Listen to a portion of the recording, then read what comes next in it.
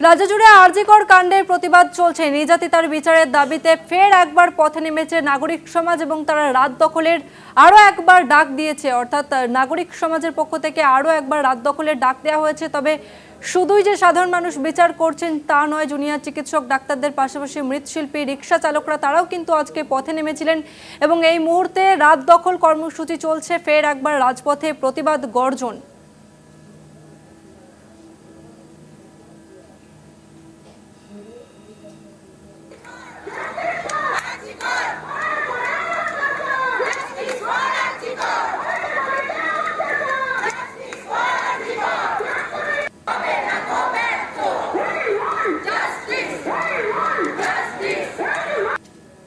এই মুহূর্তে টলিপাড়া ছবিটা আপনাদের সামনে তুলে ধরবো। টলিপাড়ার শিল্পীরা তারা রাত দখল কর্মসূচিতে অংশগ্রহণ করেছেন, তারা প্রতিবাদ বিক্ষোভ দেখাচ্ছেন। এই মুহূর্তে আমাদের সঙ্গে রয়েছে সরাসরি প্রতিনিধি রিয়া মাঝি। রিয়া, তুমি কি ছবি দেখতে পাচ্ছ এই মুহূর্তে?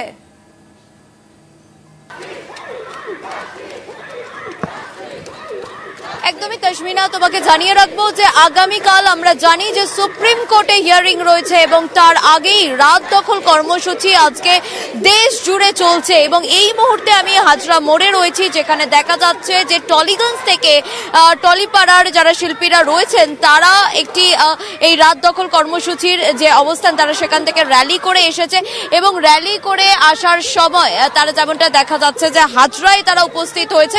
এবং যে চিত্র আমার ক্যামেরা পার্সন তোমাকে তুলে ধরছে, যেখানে তারা আরজিকরের নিয়ে তারা মূলত সরব হয়েছে। এর আগেও আমরা দেখেছি টলিপাড়াকে বারংবার তারা সরব হয়েছে এই আরজিকর নিয়ে এবং আজকে তারা হাজরা মোড়কে বেছে নিয়েছে এবং হাজরায় এসে তারা মূলত এই যে হাজরা মোড় রয়েছে সেখানে তারা একটি মঞ্চ করেছে এবং সেখানে প্রদীপ জ্বালিয়ে তারা এই জাস্টিস চাইছে। এই চিত্র তুমি দেখতে পাচ্ছ, এখানে যেমন সাধারণ মানুষ তারা রয়েছেন, একই সঙ্গে শিল্পীরা রয়েছেন এবং তারা প্রত্যেকেই গলা মেলাচ্ছে যে we want justice, we want জাস্টিসে।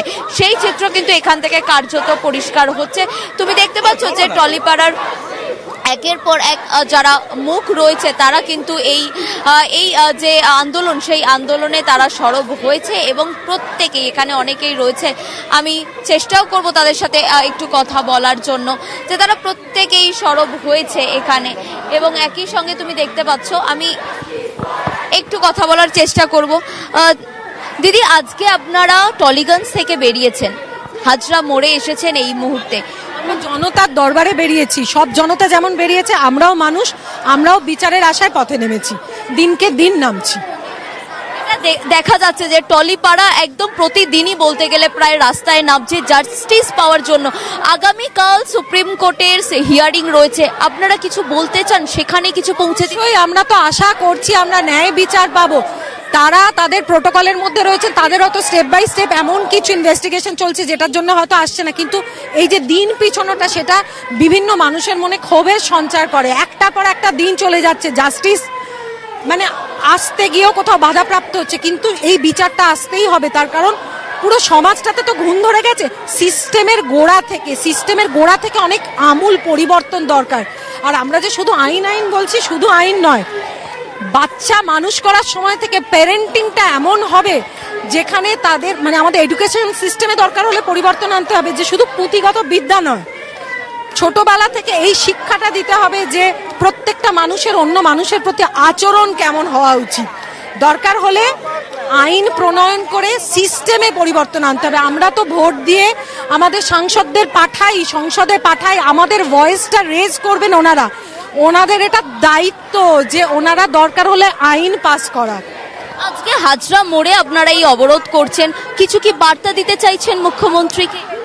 আমরা রাজপথে নেমে সবার সামনে সবার সঙ্গে কণ্ঠ মেলাতে চাইছি, যাতে এই কণ্ঠ পৌঁছয় একদম আইনের খোদ জায়গায়, সুপ্রিম কোর্ট অবধি পৌঁছয়। তার জন্যই এত চিৎকার, এত আন্দোলন। এটা শুধু কলকাতায় নয়, আপনারা খোঁজ নিয়ে দেখুন, গ্রামে গঞ্জে, বিভিন্ন জেলা, দেশ জুড়ে, দেশের বাইরেও হচ্ছে।